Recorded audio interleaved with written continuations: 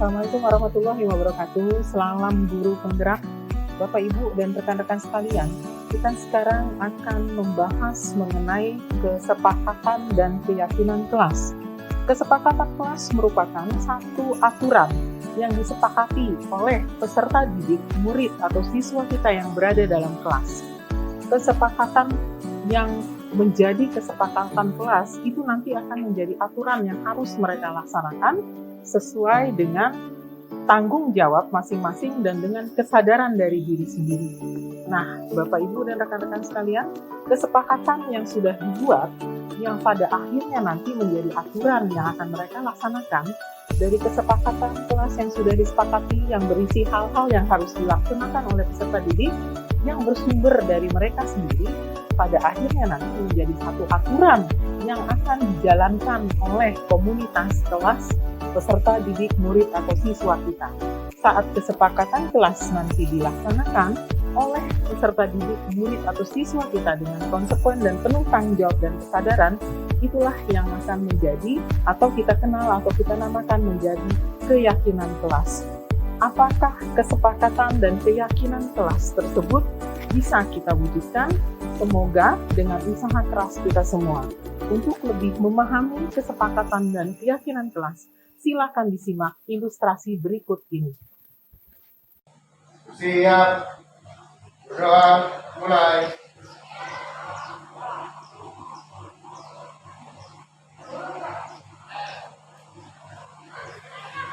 Selesai. Ucapkan salam. Assalamualaikum warahmatullahi wabarakatuh. Waalaikumsalam warahmatullahi wabarakatuh. 12 multimedia. Kabarnya bagaimana hari ini? Baik. Mudah-mudahan semua dalam kondisi sehat. Lalu yang sedang sakit, semoga diberikan kesembuhan. 12 multimedia.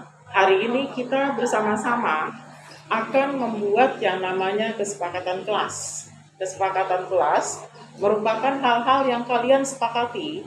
Dari hal-hal tersebut nanti akan menjadi aturan yang harus kalian laksanakan dengan penuh kesadaran dari diri sendiri. Kalau sudah, harus dilaksanakan menjadi aturan yang kalian laksanakan sesuai. Diucapkan kepada seluruh kelas 10, diucapkan kepada seluruh kelas 10 agar datang ke ruang waktu kepala sekolah. Dan lagi pada seluruh ketua kelas 10 agar datang ke ruang waktu kepala sekolah. Terima kasih. Wassalamualaikum warahmatullahi wabarakatuh. Kita lanjutkan ya nak. Kesepakatan kelas sudah paham. Nanti mana kalau sudah ada kesepakatan kelas, itu harus dilaksanakan, itu yang dinamakan menjadi keyakinan kelas. Sudah? Sekarang saya akan bagikan label, setiap orang satu. Jadi setiap orang dua. Nanti kalau bagi ke belakang dua-dua. Ini juga dua-dua, setiap orang dua ya. Setiap orang dua. Setiap orang dua. Kamu dua, nak. Bagikan dua. Ini juga dua. Dua. Kalau masih ada yang tersisa, saya boleh dikasih ke saya. Karena di sini belum ada map. Sudah. Kalau sudah, ambil alat tulis kalian. Bukan? Yang belum masih ada sisa, terima kasih. Ini dua-dua pas. Sudah? Oke, perhatikan saya baik-baik. Apa yang harus kalian lakukan? Sudah? Sudah? Ya, terima kasih. Sudah, nak? Pulpennya? Ya. Yang harus dilakukan adalah perhatikan baik-baik. Itu ada dua kan? Nah, ada dua. Perhatikan baik-baik. Yang pertama, yang satu, kalian tulis di sana hal-hal yang kalian tidak sukai. Sudah? Jadi yang di lembar pertama ini, kalian tulis mengenai hal-hal yang tidak disukai. Terus di lembar yang satu lagi, ini kalian isi dengan hal-hal yang kalian sukai atau yang kalian inginkan. Sampai sini paham? Oke, silakan.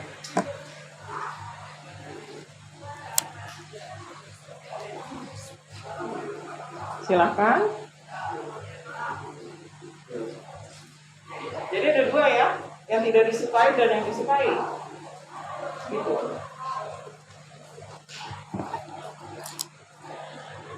Sudah? Kalau yang sudah, ini saya kasih tanda negatif. Di bagian sini saya berikan tanda positif. Artinya, kalau kalian sudah selesai, hal-hal yang tidak kalian sukai tempelkan di sebelah sini. Paham? Hal-hal yang kalian sukai, kalian tempelkan di sebelah sini. Sudah? Sudah? Ada yang sudah selesai? Ada yang sudah selesai?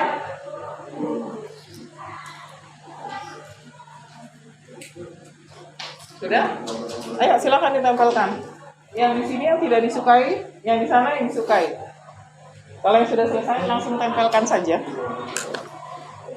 Silakan. Di sini yang tidak disukai, di sana yang disukai. Ditempelkan yang rapi, bergiliran. Jadi kalau masih ada yang di depan, yang lainnya tunggu dulu, biar enggak berkumpul di depan.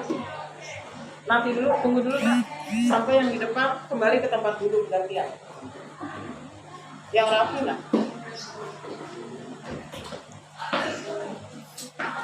Yang rapi ya.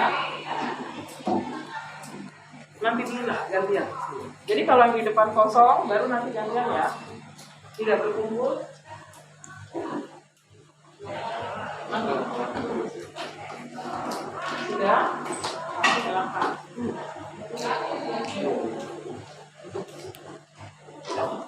Iya, silakan. Apa ini? Bergantian ya. Nanti hakim yang baru saya untuk membacakan yang di sebelah sini.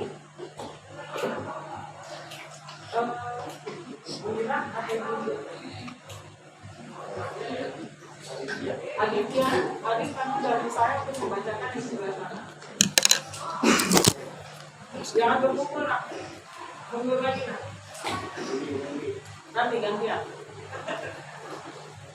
Nah. Ya.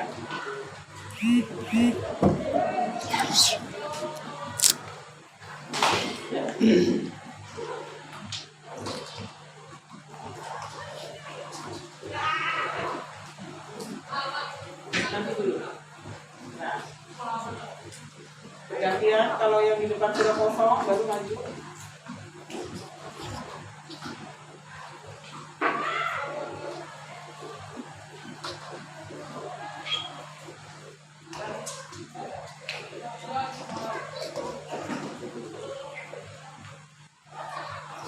Sudah semua?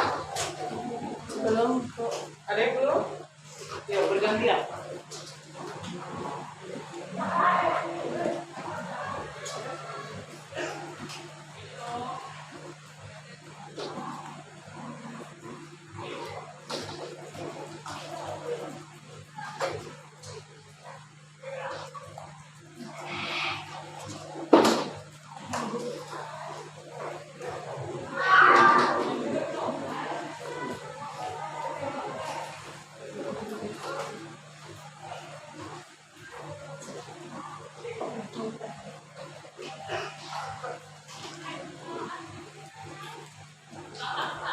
Sudah semua? Baik, kalau sudah semua, Hamid dan Adit, saya dibantu. Hamid membacakan yang sebelah sini, Adit yang sebelah sini. Dibacakan mulai dari paling atas. Pertama ada tidur dalam pelajaran. Kedua, di jam belajar ya. Iya. Baik, lalu yang positifnya nih. Kelas yang cantik dan lengkap. Baik, lalu yang kedua.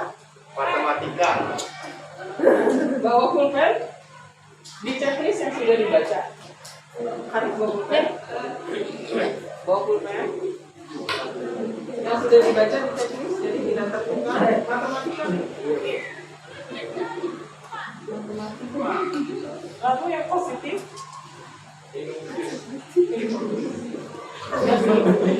Nggak apa-apa juga. Oke, terus yang negatif lagi?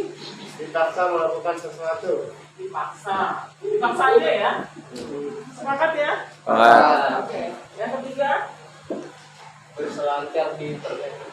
Apa? Browsing.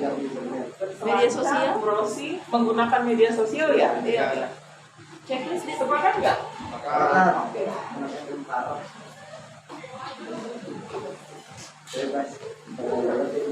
Menggunakan medsos ya. Lalu yang keempat? Bermain handphone di saat jam kosong. Masa? Ini yang kesini. Ya betul, terbalik itu. Bermain handphone di jam belajar. Baik, lalu yang keempat? Yang di sebelah sana? Bebas. Bebas. Bebas. Oke, yang di sana? Saling membuli. Berarti bisa nggak sih di sini kalau saling membuli kaitannya sama bullying bahasa Indonesianya itu perundungan. Ya, kita pakai di sini perundungan ya. Lalu Mengajari teman yang belum paham mengenai pelajaran.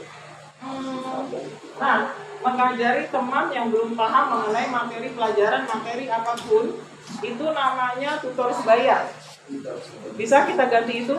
Bisa. Jadi kalimatnya lebih pendek dari yang tadi. Sudah sepakat? Oke. Lalu?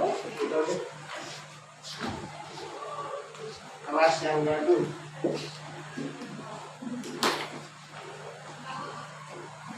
Kelas yang gaduh? Biasanya di sini tulisannya. Terus sebelah sana? Belajar pelajaran produktif multimedia.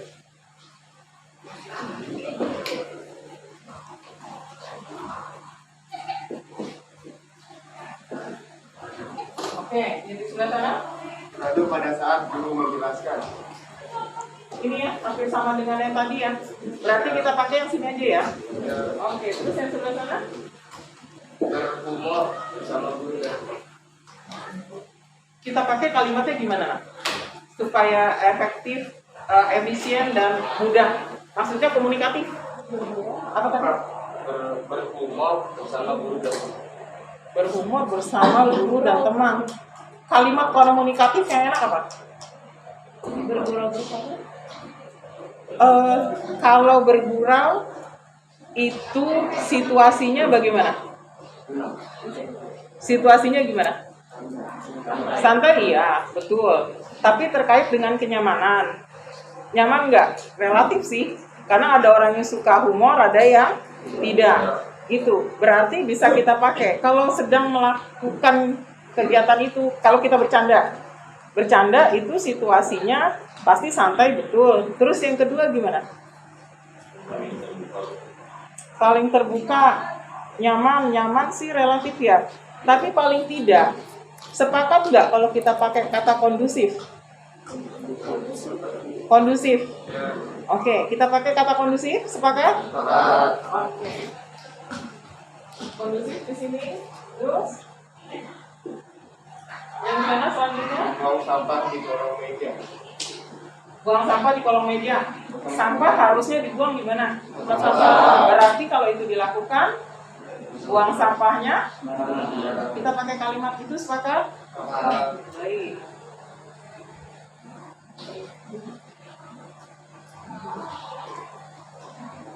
Tapi bukannya kalian suka begini ya? Bukannya kalian suka begini ya? Oke, selanjutnya. Pikir dengan penuh tanggung jawab. Piket dengan penuh tanggung jawab. Di sini yang digarisbawahi tanggung jawab. Mau pakai piket dengan tanggung jawab atau kita pakai tanggung jawabnya? Tanggung jawab. Yang sebelah sana nih? Menggunakan handphone tanpa pengawasan. Ini ya, sama nggak? Iya. Ya, sama ya. Berarti tinggal ditambahin di sini bermain handphone di jam belajar tanpa pengawasan guru ya. Oke. Terus yang di sebelah sini ada lagi? Lingkungan yang bersih. Lingkungan apa? Lingkungan apa maksudnya? Sekolah. Kelas, sekolah? Lingkungan kelas dan sekolah ya? Iya.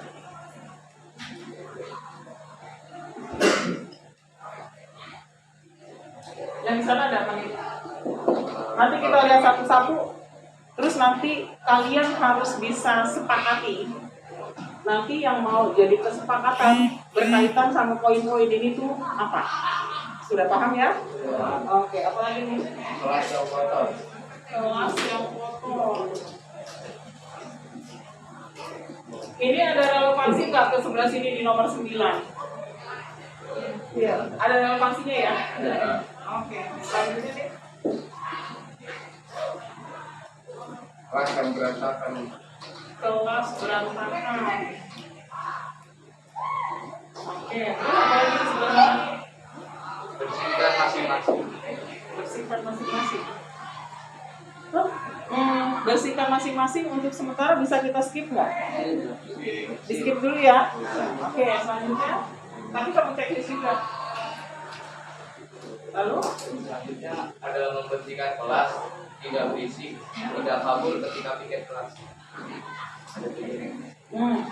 Berarti itu kaitannya dengan yang poin mana kira-kira nak? Bisa masuk ke sini ya? Bisa. Oke, berarti di checklist semuanya yang tadi. Alif dari sebelah sini ada apa?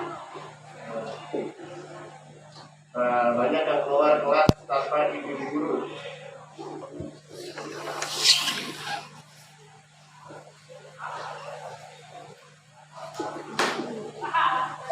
Oke, terus?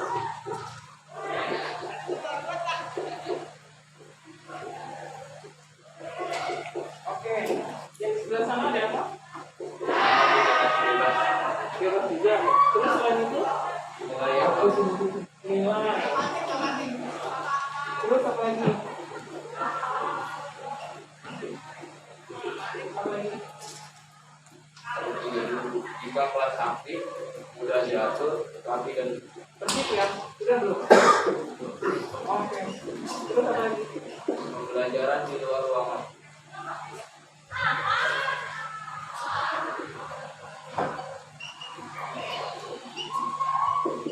Terus apa lagi?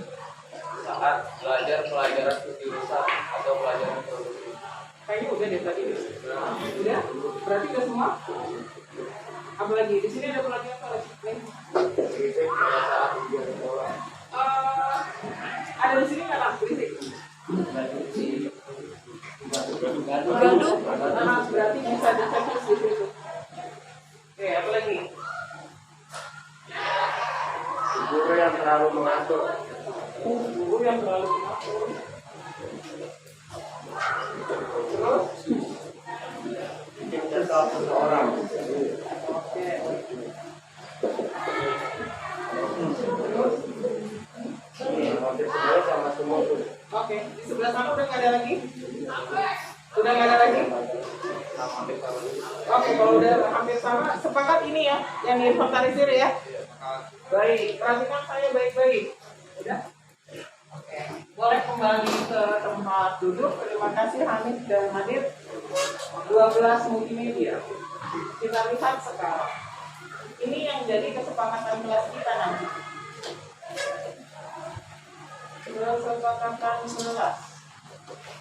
Coba kita lihat satu-satu. Hal yang disukai itu baiknya hal-hal yang memang memang ini kamu sukai dan ini yang tidak disukai. Ingat baik-baik dalam membuatkan ini jadi kesepakatan kelas. Kamu punya hak, tapi hak yang kamu lakukan atau kamu kerjakan itu merupakan kesenangan kan? Hak yang kamu kamu punya hak, yang namanya punya hak berarti kamu bisa melakukan itu. Tapi yang harus diingat adalah hak yang kamu miliki itu harus memperhatikan hak orang lain. Baiklah. Terus kira-kira dari segi banyak yang sudah kita inventarisir, berarti kesepakatan kelas yang akan menjadi keyakinan kelas yang pertama harus apa supaya kelas bisa kondusif? Dilihat coba di antara inventarisir. Ini kan maunya tertib nih, kelas maunya tertib, berarti bisa diambil di sini. Tidak tidur pada jam belajar, tidak menggunakan handphone tanpa pengawasan, iya kan? Terus apa lagi? Tidak keluar kelas tanpa izin guru. Terus bertanggung jawab. Tidak melakukan perundungan. Oke, tadi yang pertama apa? Tidak tidur di jam belajar ya. Oke, terus yang kedua? Yang kedua?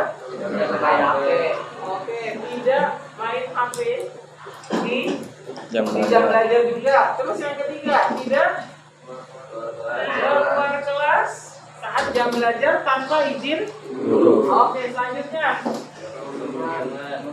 tidak melakukan perundungan. Iya. Lalu selanjutnya membuang sampah benar, membuang sampah pada tempatnya. Oke, terus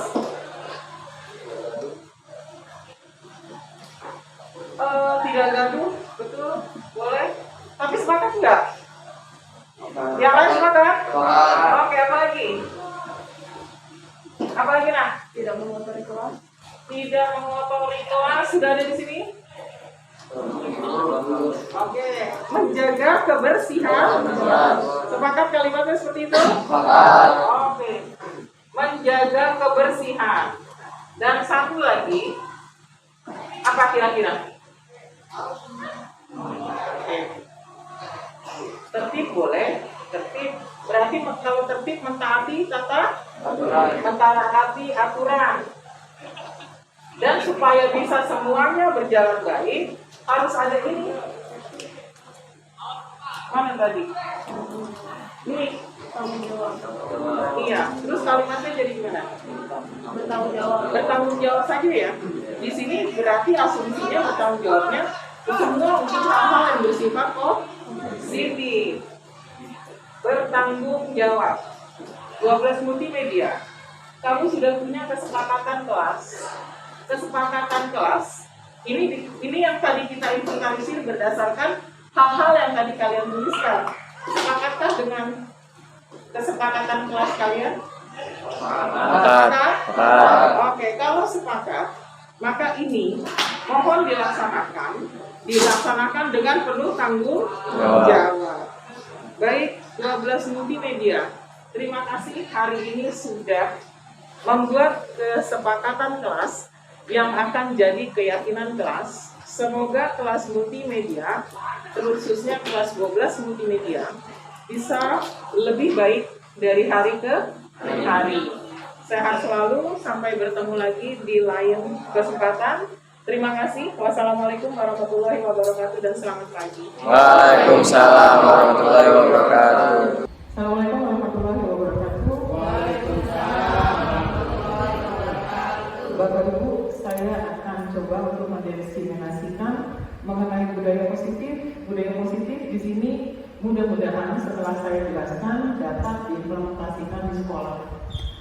Bapak Ibu, slide yang kedua. Bapak Ibu mohon untuk memperhatikan mengenai pertanyaan pemantik. Pertanyaan pemantik itu pertanyaan yang bisa menstimulus kita, merangsang kita untuk mengikuti atau memahami materi yang akan dipaparkan. Di sini Bapak Ibu setujukah dengan pernyataan yang ada di bawah ini? Hukuman dapat mendisiplinkan anak. Ini baru pertanyaan pemantik yang tidak perlu dijawab. Terus yang kedua, pemberian hukuman dengan hal positif. Contohnya seperti membaca atau membersihkan alarm sekolah dapat meningkatkan disiplin anak. Terus yang ketiga, memberi penghargaan dapat meningkatkan motivasi belajar anak. Ini dia pertanyaan pemantik yang 3. Karena nanti setelah ini kita akan bicara lebih jauh mengenai budaya positif terkait dengan disiplin. Jadi yang dimaksud budaya positif di sini adalah kita mendisiplinkan anak, kita membuat anak disiplin, tapi dengan cara yang bijaksana dan baik, hingga anak bisa mendisiplinkan diri jauh dari lubuk hatinya. Kesadaran itu datang untuk jadi orang yang mentaati aturan dan mentaati disiplin. Tujuannya sebenarnya seperti itu. Lalu Bapak Ibu, sekarang ada kertas sepertinya di depan Bapak Ibu. Silakan kertasnya dirobek kecil saja. Ini dilakukan berpasangan. Jadi Bu Susi bisa dengan Pak Ilham, Bu Ami bisa dengan Bu Novia, Bu Titin bisa dengan Pak Jun, Pak Edi dengan Bu Fitri. Itu memang pasangan yang ideal itu. Terus Bu Eni dengan Bu Bu Eni, Bu Siminya sendiri ya. Bu Simi boleh nggak apa-apa sendiri. Ambil sedikit kertas, lalu Bapak Ibu bikin lingkaran. Setelah dibikin bulatan, bukan lingkaran, setelah dibikin bulatan, lalu pegang dengan tangan kanan Bapak Ibu. Iya, di dalamnya. Jadi di kepala, gini. Kecil juga nggak apa. Ini digini, di seperti ini. Sudah? Oke, cari pasangan. Kalau yang nggak ada pasangan di sini boleh bertiga. Yang Bapak Ibu harus lakukan adalah Pak Jun dengan Bu Titin. Coba Pak Jun memaksa Bu Titin. Jadi yang ada di dalam tangan Bapak Ibu ini seakan-akan barang yang sangat berharga dan ini sangat rahasia, yang hanya Bapak dan Ibu saja yang sebenarnya boleh tahu. Sekarang coba Bapak berupaya, Bapak dan Ibu berupaya untuk mempengaruhi pasangannya dalam role play ini untuk bisa membuka tangannya. Jadi kalau ini merupakan barang berharga, kira-kira saat ada orang yang memaksa tindakan Bapak dan Ibu seperti apa? Silakan. Dimarakan. Marahin boleh. Gimana caranya ini bisa terbuka? Marah boleh, maksa boleh. Jadi Bapak dan Ibu di sini saya mau kita akan sama-sama lihat bagaimana mempertahankan yang ada di dalam sini karena ini sangat berharga. Itu silakan. Silakan diperhatikan.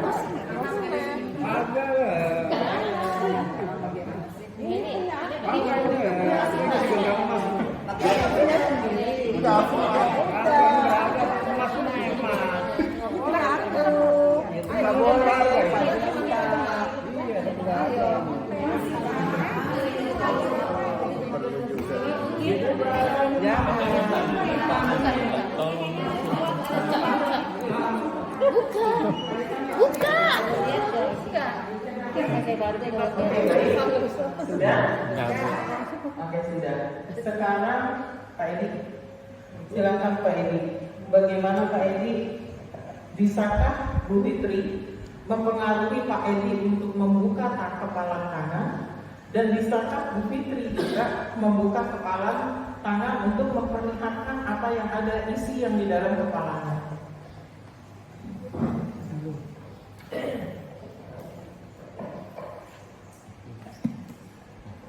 Bu Fitri dengan penuh sumber dayanya tidak bisa membuka telapak tangan saya.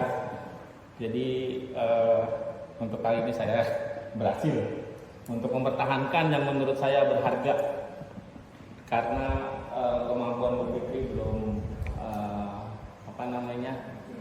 maksimal dan optimal. Terima kasih dari saya. Lalu Bu Fitrinya? Saya karena saya maunya Pak Edi, akhirnya terbuka juga tangannya. Dia curang, kalau udah mulai megang dia nggak berani, tuh makanya saya kasih aja. Oh.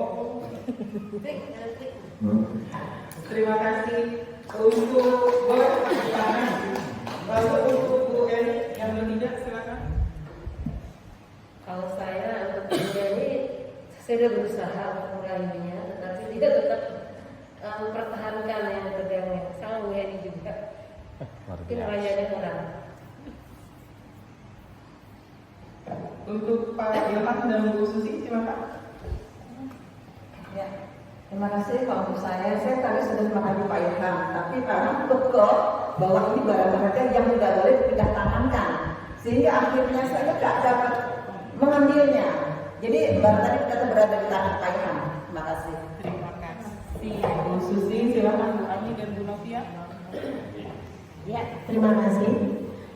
Saya sama Bu Ani juga sudah mencoba untuk meraih yang kertas dari tangan Bu Ani, tetapi belum tetap kekeh karena itu merupakan rahasia yang tidak boleh diketahui oleh siapapun.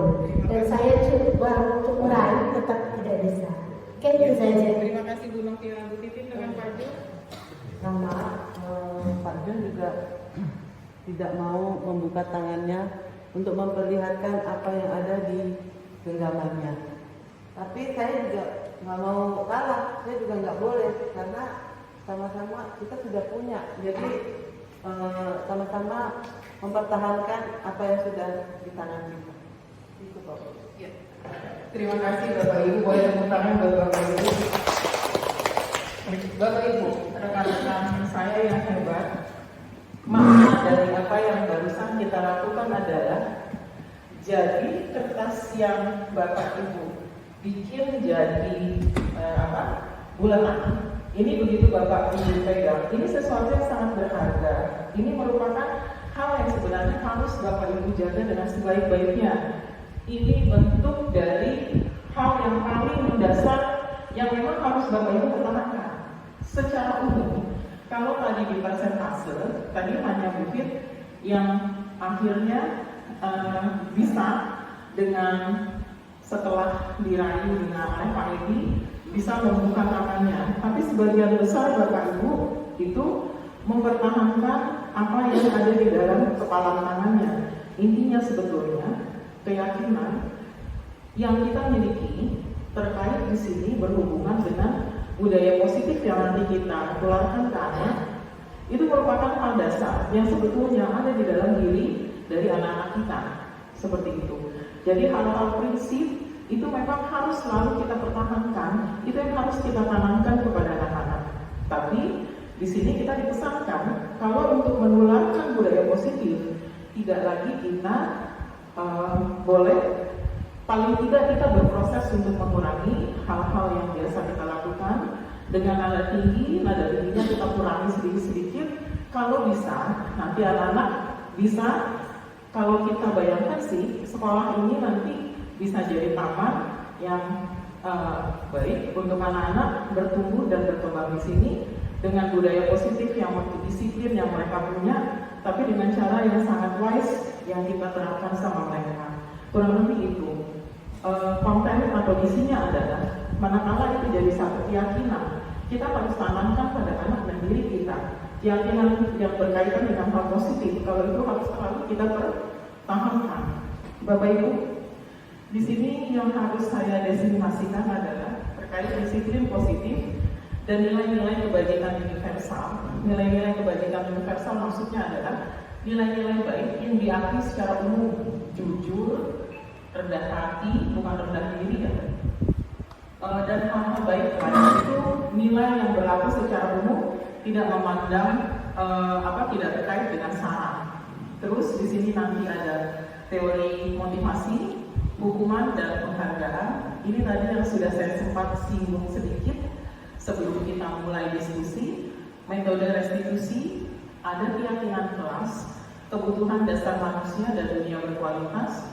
Di sini restitusi dengan 5 posisi kontrol dan di restitusi.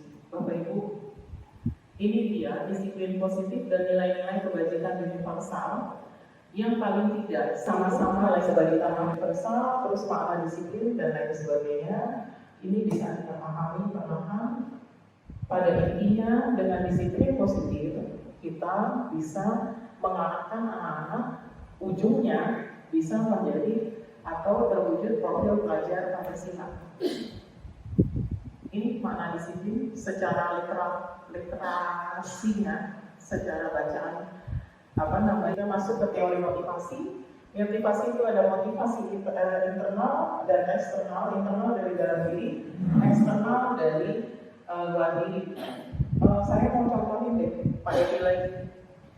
Pak Edi, bisa nggak kira-kira kasih satu cerita? Misal, satu hari Pak Edi mau datang ngajar ke sekolah. Pak Edi datang ngajar ke sekolah itu karena Pak Edi merasa memang itu menjadi satu kewajiban yang harus dilakukan. Tapi Pak Edi datang ke sekolahnya ya karena hanya memenuhi kewajiban. Gitu. Kadang-kadang pada saat situasi tertentu Pak Edi juga merasa ngapain juga ya, gitu. Itu sebagai contoh. Tapi ada kalanya juga Pak Edi datang itu dengan sangat bersemangat, seperti itu. Kira-kira Pak Edi dari contoh yang tadi saya berikan, pada saat Pak Edi sedang bersemangat untuk datang ke sekolah, Pak Edi punya motivasi. Kira-kira motivasinya apa Pak Edi?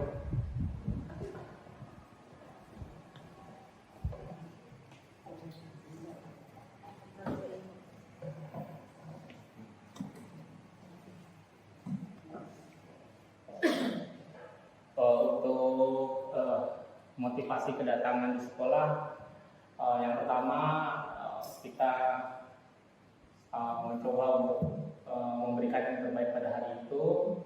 Terus yang kedua, berusaha untuk mencari sesuatu yang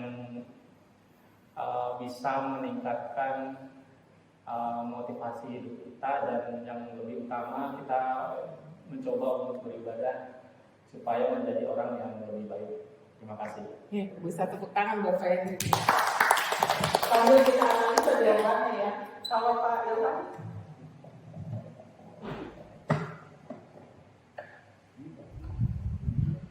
Motivasi apa? Iya, motivasi untuk datang ke sekolah. Motivasi kedatangan sekolah adalah untuk mentransfer ilmu yang sudah kita dapat.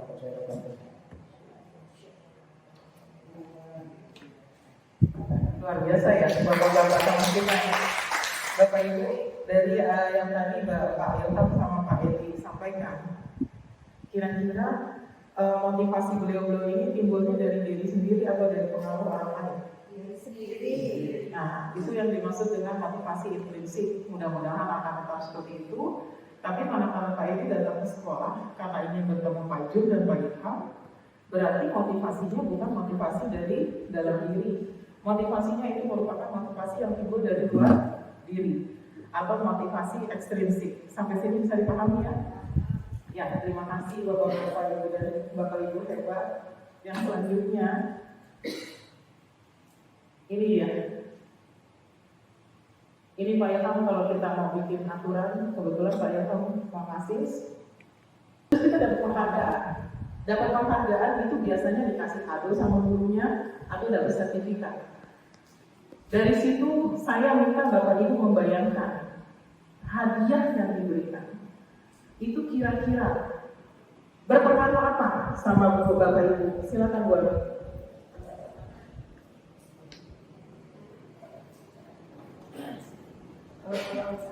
Kalau buat saya hadiah itu waktu SD saya pernah mendapatkan kado berupa alat tulis. Itu sangat memotivasi saya untuk jauh lebih berprestasi lagi. Terima kasih. Terima kasih. Terus Bu Susi. Ya, terima kasih sebelumnya. Saya pernah dapat penghargaan waktu itu masih kelas 1 SMK dulu Semea kali ya. Saya dapat hadiahnya adalah buku. Saya sangat senang sekali karena saya merasa bisa mengalahkan teman satu kelas. Kemudian dengan adanya penghargaan tadi membuat saya termotivasi untuk lebih mempertahankan atau lebih meningkatkan nilai yang sudah saya dapat. Saya itu. Ya, terima kasih Bu Ibu. Tadi setelah coba kita analisa, pada saat diberikan hadiah, murid Bu Ami dan Bu Susi kan waktu itu posisinya murid ya. Termotivasikah untuk kembali mempertahankan itu? Termotivasi, oke. Motivasinya intrinsik atau ekstrinsik? Ekstrinsik, betul. Nanti kita hubungkan ya.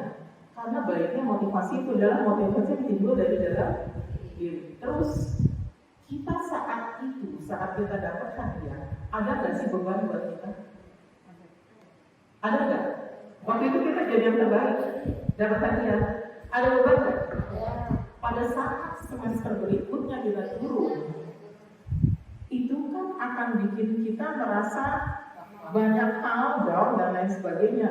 Dan satu yang harus kita garis bawahi, memberi motivasi dengan memberikan hadiah ternyata membuat anak benar termotivasi untuk belajar, tapi belajarnya dia itu hanya untuk mengejar hadiah. Seperti itu, jadi bisa dipahami ya Bapak Ibu.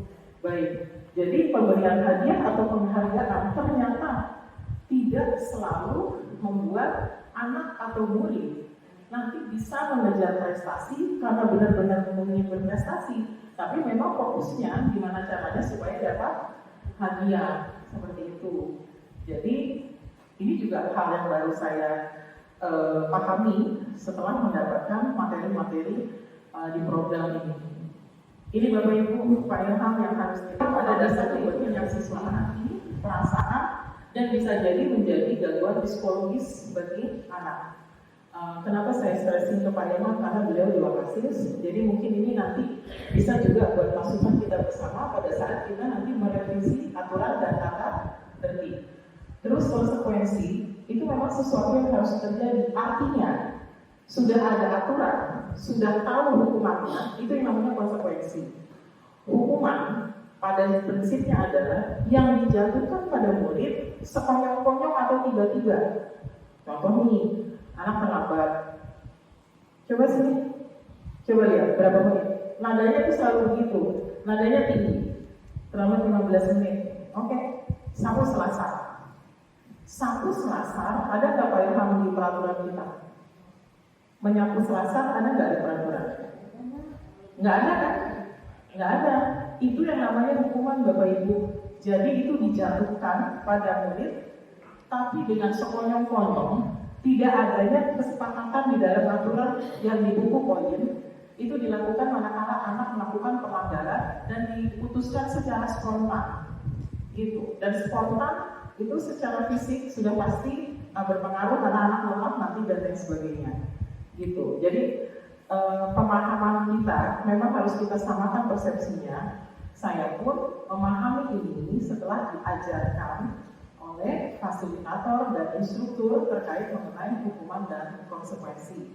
Kira-kira jadi secara garis besar hukuman itu dijatuhkan spontan saat terjadi peristiwa, sementara konsekuensi itu sudah ada aturannya di dalam buku poin. Kayak gitu. Beda ini dengan restitusi. Ini contohnya Bapak Ibu, saya coba minta tolong dianalisa spontan saat itu terjadi. Ya Bapak Ibu, lari mengelilingi lapangan basket, diminta push up, dan lain-lain. Ini poin 1 sampai ke bawah, ini semua contoh dari bentuk hukuman. Karena dilakukan secara spontan, tidak ada di dalam tata tertib kita. Oke, nah ini silahkan coba Bapak Ibu. Mohon dibaca dan coba dipahami. Ada yang bisa menjelaskan? Nggak susah kok. Belajar seperti ini harus, ya mungkin bisa menjelaskan, silakan.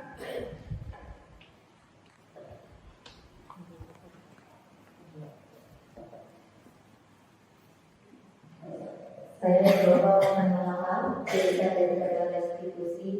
Menurut pendapat saya, kesimpulan yang saya baca adalah restitusi itu adalah suatu kondisi di mana siswa atau pelaku dari pelanggaran itu mencari tahu tentang kondisi dia sendiri. Dia mencari, dia menggali, dia yang kita lakukan, kita hanya tugasnya mengarahkan sampai ke kondisi di mana dia tahu bahwa itu adalah salahnya.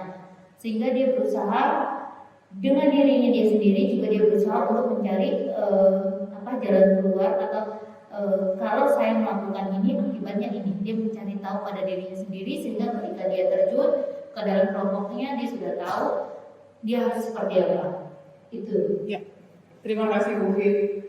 Bapak Ibu, kurang lebih restitusi seperti itu.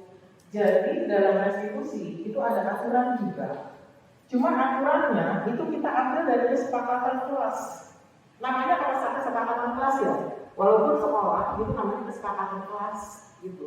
Artinya aturan-aturan yang akan kita buat itu datangnya dari murid. Mereka pengen apa sih?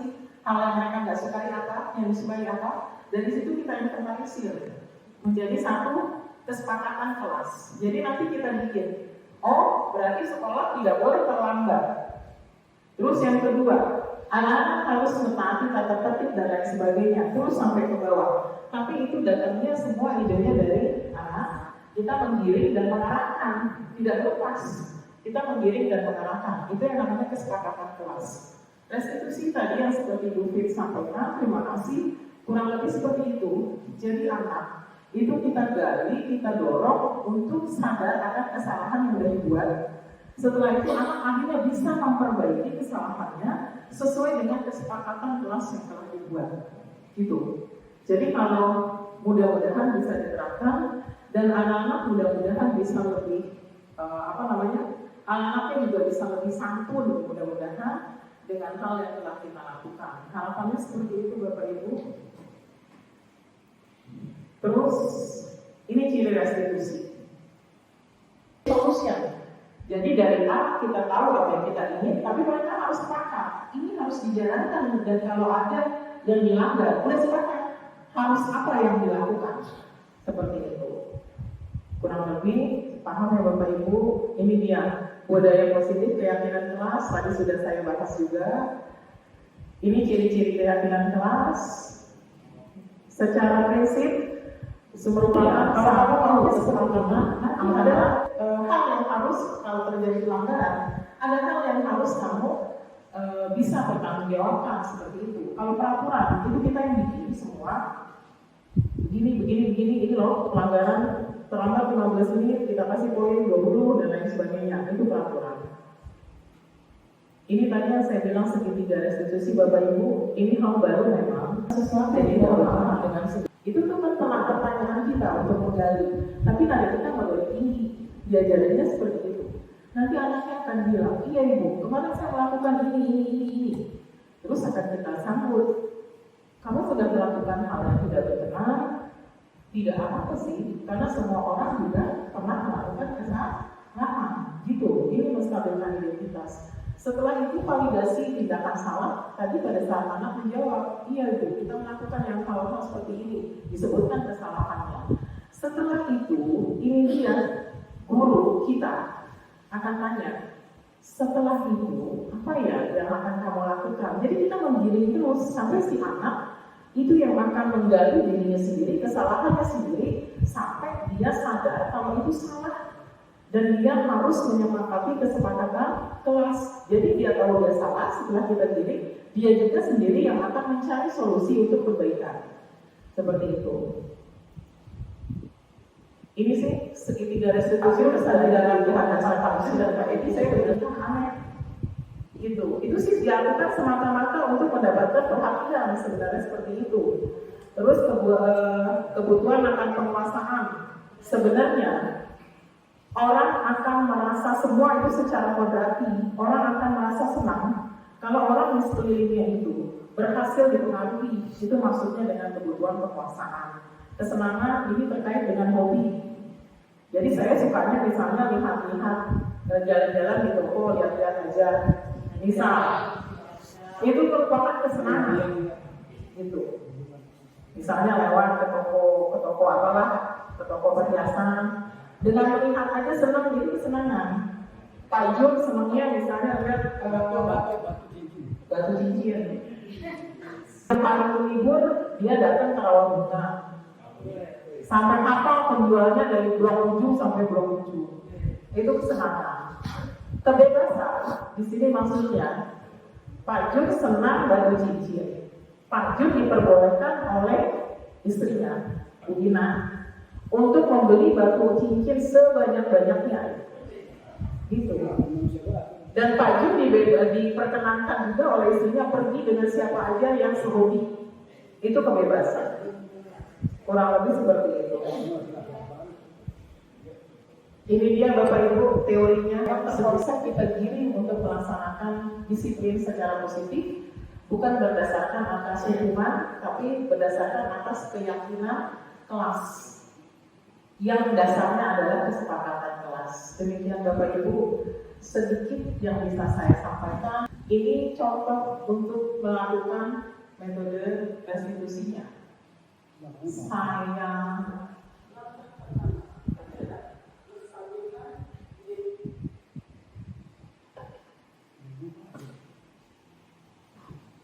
tidak usah pakai openingnya ya, Bapak Ibu.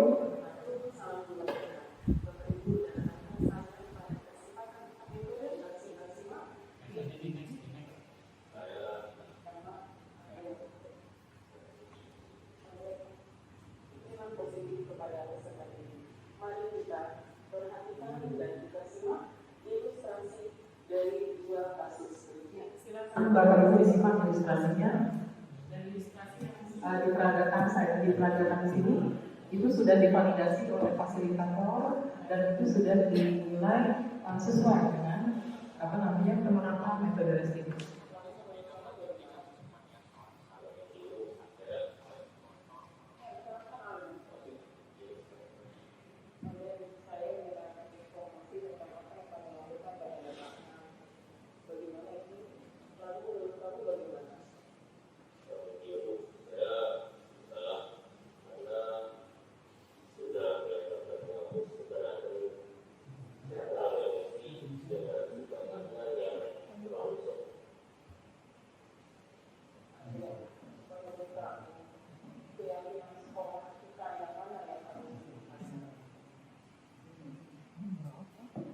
Bapak Ibu, pada saat si murid sudah mengakui, sudah memvalidasi kesalahan yang dia lakukan, sebelumnya itu kan sudah kita stabilkan identitasnya.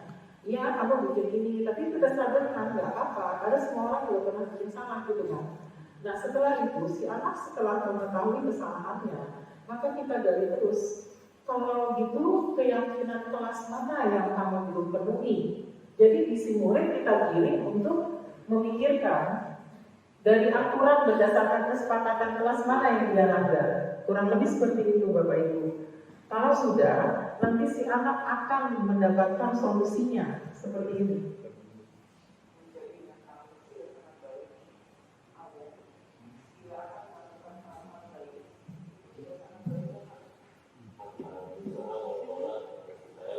Ini solusinya si anak sendiri yang temukan.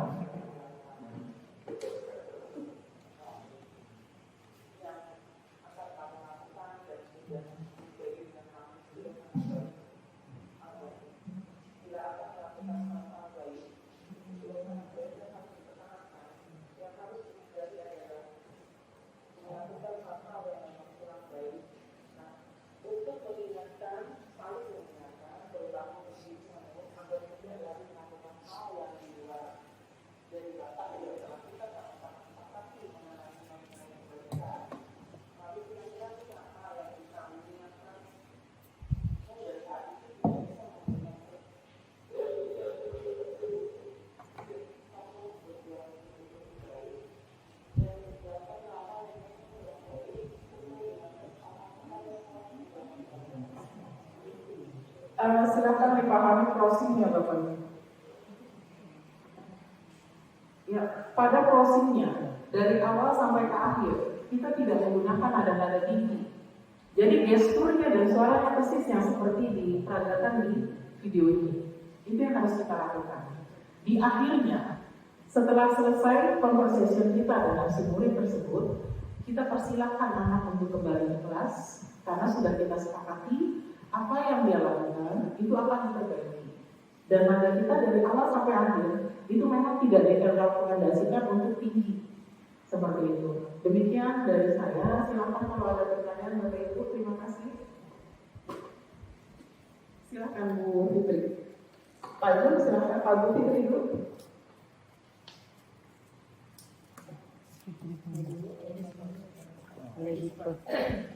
Oke, terima kasih Bu Uji. Tadi kita sudah melihat rada dan mendengar paparan dari diskusi tentang restitusi, di mana adalah bentuk dari pengakuan atau keyakinan diri seorang pelajar untuk mengakui kesalahannya, kemudian bisa kembali ke jalurnya yang lebih baik tanpa kita menjudge atau memberi hukuman. Pertanyaan saya begini Bu Puji, seandainya kita menemui siswa gitu atau peserta didik yang sedikit mempertahankan prinsip, sebenarnya dia melanggar satu keyakinan kelas, tetapi dia merasa benar. Untuk meyakinkan atau menggiring siswa tersebut bahwasanya dia sudah melanggar keyakinan kelas itu seperti apa? Kalau kita menemui anak yang benar-benar gigih pada prinsipnya bahwa dia tidak melanggar, padahal melanggar. Terima kasih. Assalamualaikum warahmatullahi wabarakatuh. Waalaikumsalam. Terima kasih Bu. Pertanyaannya bagus. Bapak Ibu, saya kembali ke batasan yang ini. Yang tadi ada gambar cinta, Bapak Ibu masih ingat? Ini yang ada gambar cintanya. Ya, pada dasarnya tadi sudah saya ilustrasikan. Kalau seseorang itu mempertahankan prinsip walaupun salah, dalam hati kecilnya pasti dia tahu. Tapi ada sesuatu yang dia belum dapat dari sekeliling dan lingkungannya. Karena manusia terkait dengan yang ini. Pada dasarnya dia butuh perhatian dan kasih sayang. Di sini fungsi kita itu memberikan perhatian. Si anak itu mungkin agak sulit, tapi itu harus kita lakukan. Dengan perhatian saat itu juga kita tunjukkan dengan ada suara dan perhatian dan lain sebagainya, hingga si anak pada akhirnya, tidak semua orang itu pada saat kita bicara dengan nada lembut itu akan terus mempertahankan prinsip, karena setiap orang dasarnya sama, butuh untuk diakui dan butuh atas kasih sayang. Jadi pada saat itu bisa kita penuhi, insya Allah anak tersebut akan bisa menyadari walaupun perlahan. Setelah itu akan membaik. Ini juga sering kita alami dalam kegiatan sehari-hari. Kuncinya dalam menghadapi anak yang seperti itu memang pendekatan dan kasih sayang, serta kita tahu latar belakang apa yang bikin anak tersebut berlaku aneh gitu. Karena secara psikologis orang tidak akan berlaku aneh dan macam-macam kalau kehidupannya secara pribadi itu sudah baik dan terpenuhi semua. Kurang lebih seperti itu Bu Fitri. Terima kasih. Lanjut, silakan. Assalamualaikum warahmatullahi wabarakatuh. Waalaikumsalam warahmatullahi wabarakatuh. Terima kasih Bu Budi yang telah memberikan materi tentang motivasi dan juga materi yang berguna untuk kita semua. Dari materi yang disampaikan Bu Puji, saya tertarik dengan materi tentang motivasi untuk melakukan tindakan perbuatan untuk datang ke tempat tugas atau ke tempat kerja atau ke sekolah.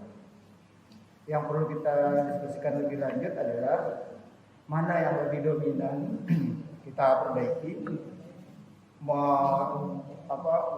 memulai motivasi eksternal atau motivasi internal.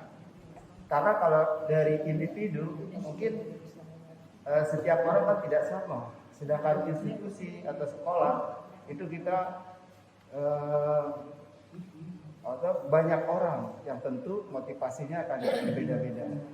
Nah, mungkin Bu Puji bisa memberikan gambaran motivasi apa kira-kira untuk di sekolah agar seseorang itu datang atau belajar dengan senang. Begitu Bu Puji. Terima kasih. Assalamualaikum warahmatullahi wabarakatuh. Waalaikumsalam. Boleh tepuk tangan buat Pak Ibu sama Bu Fitri. Pertanyaannya bagus. Karena saya memang sangat yakin kalau Bapak Ibu yang hadir di sini memang orang-orang hebat. Pak Jun dan Bapak Ibu sekalian. Tadi sudah dicontohkan juga kita sudah dengarkan pengalaman dari teman-teman. Pada saat teman-teman mendapatkan hadiah akan satu prestasi, maka itu contoh dari motivasi ekstrinsik.